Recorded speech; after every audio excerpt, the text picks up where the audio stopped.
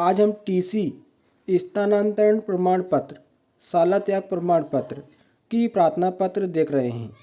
तीनों ही शब्दों के अर्थ एक ही हैं।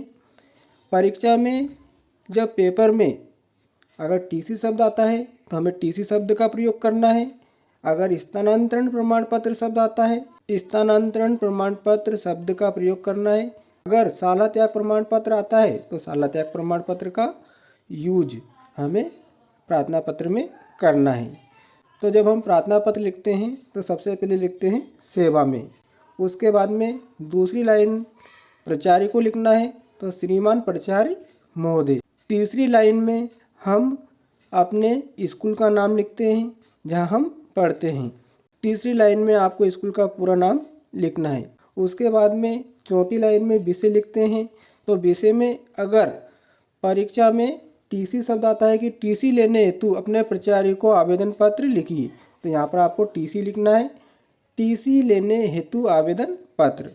अगर स्थानांतरण प्रमाण पत्र आता है तो यहाँ पर स्थानांतरण प्रमाण पत्र लिखना है। अगर शाला त्याग प्रमाण पत्र आता है तो यहाँ पर शाला त्याग प्रमाण पत्र लिखना है।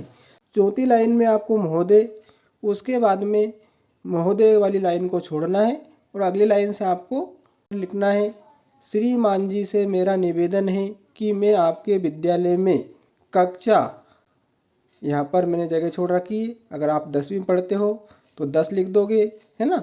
11वीं में पढ़ते हो, 12वीं में पढ़ते हो, 9वीं में पढ़ते हो या 8वीं में पढ़ते हो, जिस भी कक्षा में आप पढ़ते हो यहाँ पर वो कक्षा आ जाएगी।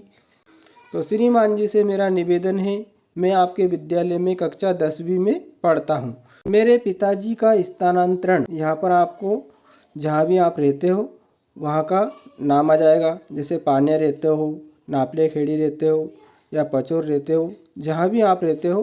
तो जैसे पचौर में पढ़ रहे हो तो यहाँ पर लिख देंगे पचौर से भोपाल हो गया है, इसलिए मैं आपके विद्यालय में अध्ययन करने में असमर्थ हूँ।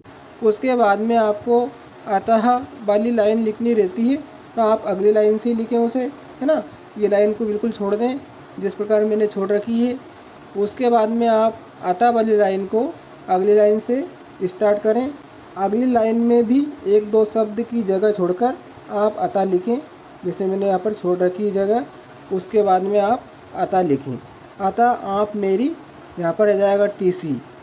अगर प्रश्न पत्र में टीसी था तो यहाँ पर टीसी आ जाएगा। अगर स्थानांतरण प्रमाण पत्र है तो यहाँ पर स्थानांतरण प्रमाण पत्र आ जाएगा। और अगर प्रश्न पत्र में शाला त्याग प्रमाण पत्र की प्रार्थना पत्र लिखनी है तो यहाँ पर शाला त्याग प्रमाण पत्र आ जाएगा। अतः आप मेरी टीसी देने की कृपा करें, जिससे मैं नवीन विद्यालय में प्रवेश लेकर अपना अध्ययन जारी रख सकूं। उसके बाद में धन्यवाद लिखना है आपको। संलग्न में आप लिख सकते हो लेखा विभाग का अनापत्ति प्रमाण पत्र, पुस्तकालय विभाग का अनापत्ति प्रमाण पत्र, क्रीड़ा विभाग का अनापत्ति प्रमाण पत्र।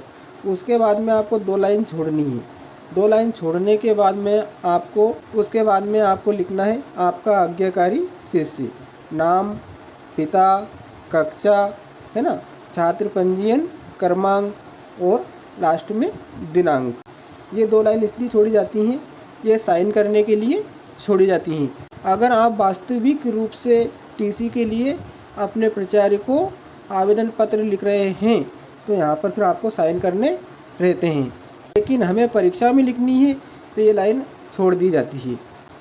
तो प्यारे बच्चों और दोस्तों, आज हमने टीसी, स्थानांतरण प्रमाण पत्र या शाला त्याग प्रमाण पत्र की प्रार्थना पत्र देखी, जिसे हमें प्राचार्य को लिखना था। आपको प्रार्थना पत्र कैसी लगी कमेंट करके कमेंट बॉक्स में ज़रूर बताएं। यह जो प्रारूप है एनसीईआरटी मध्य प्रदेश बोर्ड का है।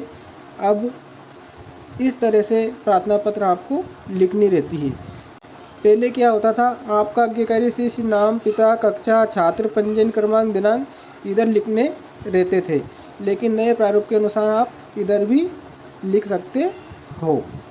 तो वीडियो आपको कैसा लगा आप कमेंट बॉक्स में कमेंट कर ज़रूर बताएं। धन्यवाद।